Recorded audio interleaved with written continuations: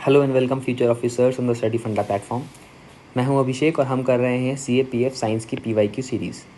आज की इस वीडियो में हम बात करेंगे 2013 के क्वेश्चंस की। ठीक है, तो बिना किसी देरी के चलते हैं फर्स्ट क्वेश्चन की तरफ।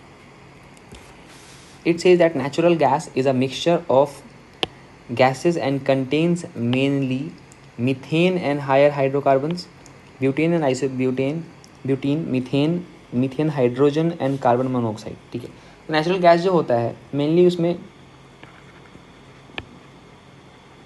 मीथेन हो गया, प्रोपेन, इथेन, ब्यूटेन, यही सारी चीज़ें होती हैं। ठीक है, तो सबसे बेसिक तो हो गया मीथेन, और इसके आगे इसके होमोलोगस सीरीज़ में जो भी हैं वो हायर हाइड्रोकार्बन्स के हैं। मतलब इसमें एक हाइड्रोजन, इसमें एक कार्बन और 4 हाइड्रोजन थे, उसके अगले में उससे ज़्यादा, उससे ज़्यादा। तो ये चीज़ें थी हायर हाइड्रोकार्बन्स एंड मीथेन। तो ये सब चीज़ें होती हैं नेचुरल गैसेज में। ठीक है, option A will be our correct answer. चलिए देखते हैं next question. Diamond is a polymorph of graphite, both contain carbon atoms but they have extremely different properties because of the condition in which they are formed. Diamond is obtained after applying. ठीक है, अब ये सब बहुत ही ये basic question है, आपको पता होगा। Diamond is formed after applying very high pressure and high temperature. ठीक है, तो therefore option D is our correct answer. Okay, then let's see next question. It says diamond ring, God's eye and Bailey's beads are the part of which one among the following natural phenomena. ठीक है, तो ये है हमारा solar eclipse का।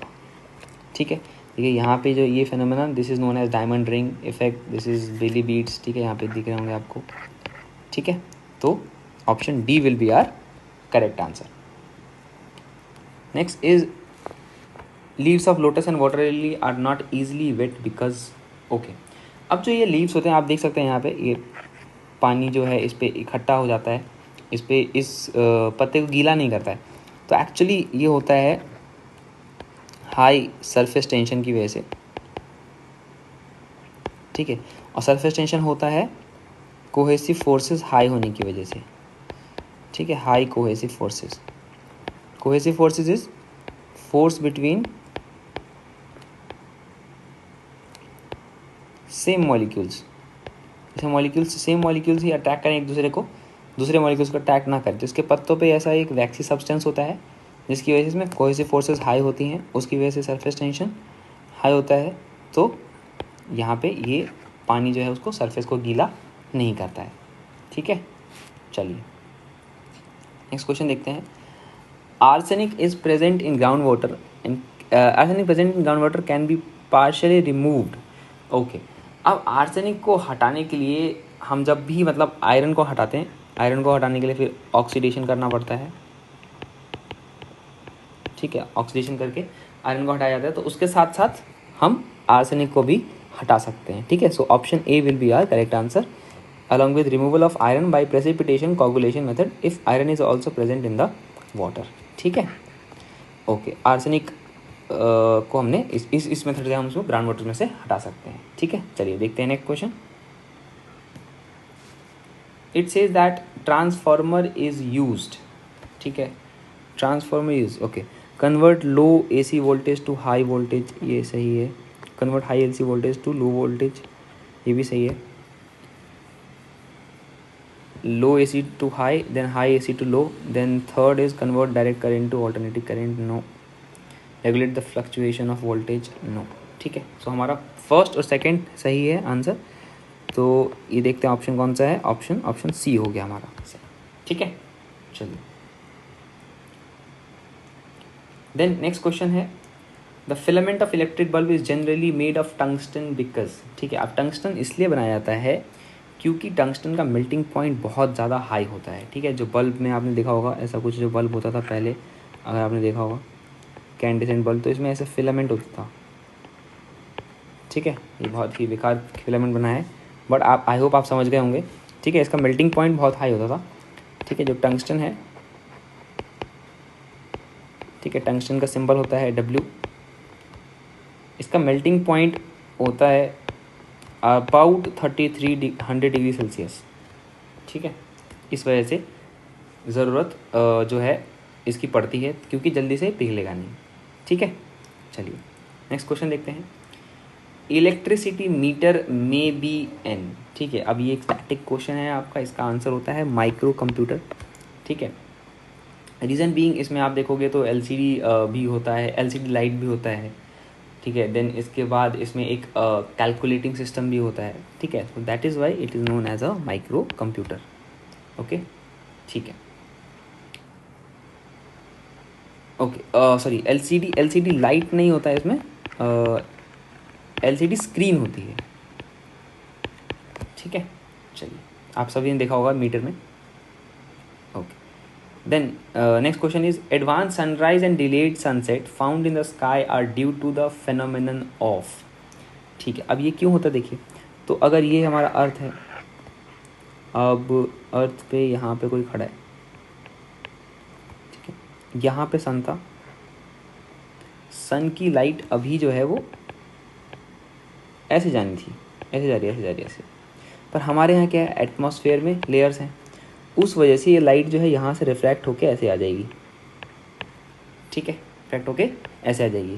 तो हमको ये जो इंसान खड़ा है, ये इंसान को सन कहाँ दिखेगा, यहाँ, बट एक्चुअल में सन कहाँ है, इधर है। तो इसको वो क्या बोलते हैं, एडवांस्ड सनराइज, ठीक है। और यही चीज़ अगर घूम के सन ऐसे वापस चला जाएगा नीचे तक, यहाँ चला जाएगा, अगेन सेम फिनोमेना होगा, इसकी लाइट ऐसे जा रही होगी, लाइट जा रही होगी, लेकिन इस लेयर की वजह से ये ऐसे आ जाएगा, ठीक है। तो अभी ये सेट हो चुका है, बट हमको अभी भी ये दिखेगा स्काई में, ठीक है। तो ये होता है किस वजह से, डिफ्रैक्शन ऑफ सनलाइट, ओके। चलिए, इस ट्विंकलिंग ऑफ स्टार भी इसी का एक एग्जाम्पल है, जो मतलब ये बेसिक एनसीईआरटी में है, ये सारी चीज़ें आप आराम से पढ़ सकते हो, ठीक है। चलिए, next is the formation of colours in soap bubble is due to the phenomenon of, ठीक है। अब यहाँ पे जो फॉर्मेशन ऑफ कलर्स होता है, ठीक है, ये कलर्स होता है इंटरफेरेंस की वजह से, ठीक है। इसके बाद बाकी जो है हमारे ये कुछ अलग अलग फेनोमेनन, जैसे डिस्पर्जन ऑफ लाइट है, डिस्पर्जन ऑफ लाइट होता है क्या, splitting of white light, splitting of white light in 7 constituent colours, ठीक है। ऐसे डिफ्रैक्शन एक अलग फेनोमेना है, फिर पोलराइजेशन अलग अलग फेनोमेना, इन सब चीज़ों की हम अलग अलग वीडियोज़ में बात कर चुके हैं, ठीक है, okay.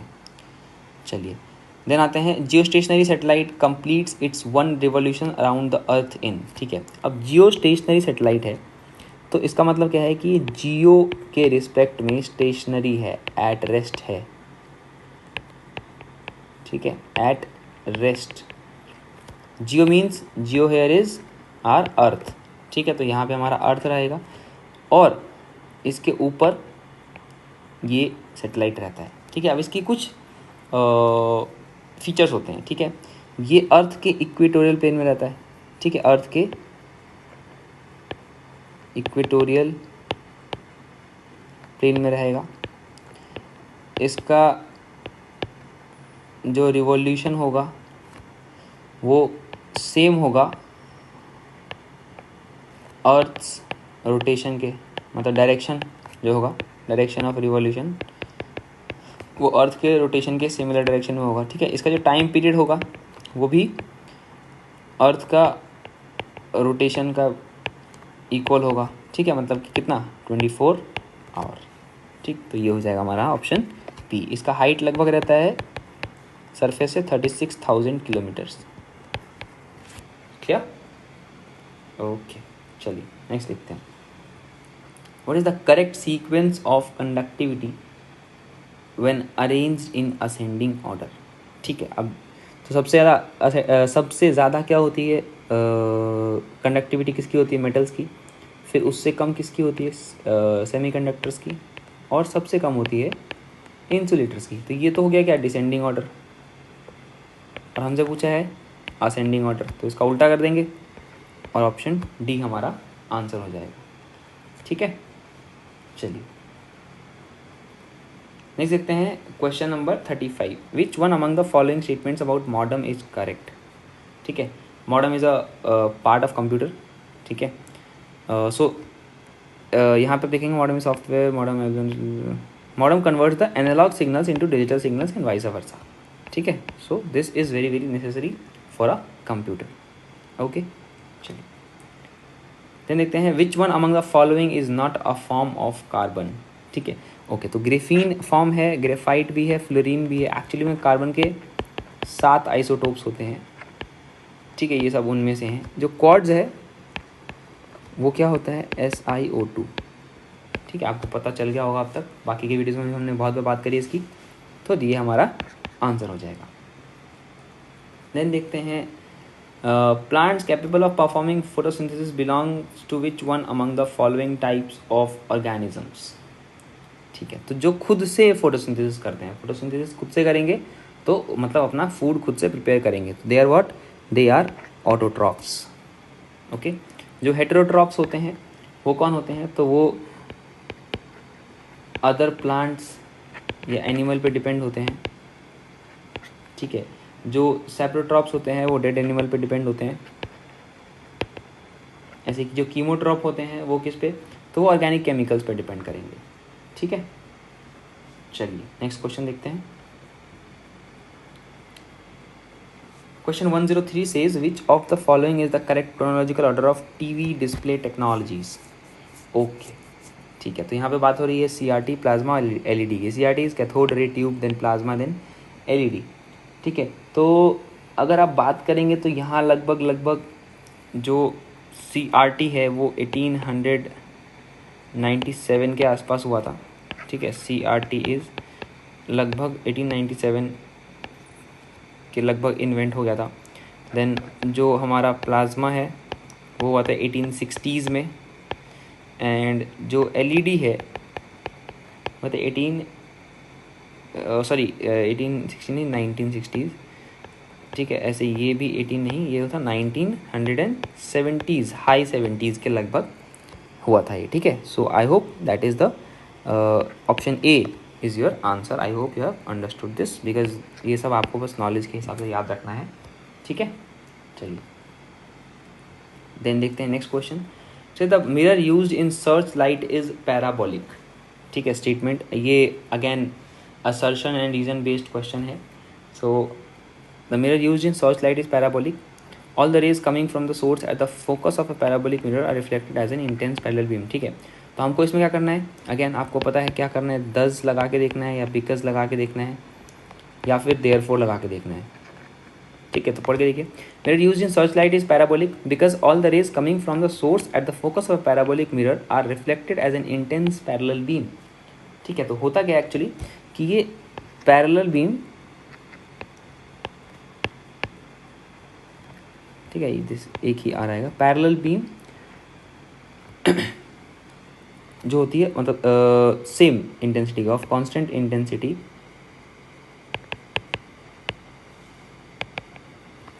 is reflected back, that is why parabolic mirror are used, ठीक है। तो आई होप कि ये दोनों का दोनों जो है वो सही हैं, और ये जो है स्टेटमेंट वो ऊपर वाले स्टेटमेंट का सही एक्सप्लेनेशन भी है, ठीक है। सो इन दैट सेंस आपका आंसर क्या हो जाएगा, ऑप्शन A हो जाएगा, ठीक है।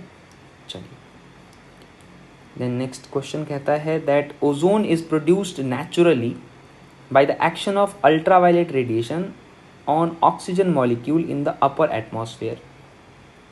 Then ozone depletion has been caused by the release of chlorofluorocarbon into the atmosphere, ठीक है। अब पहले तो बात हो रही है कि ओजोन की ओजोन इज प्रोड्यूस्ड नेचुरली, ठीक है, by the action of ultraviolet radiation on oxygen molecule in the upper atmosphere, ठीक है। तो ये स्टेटमेंट सही है।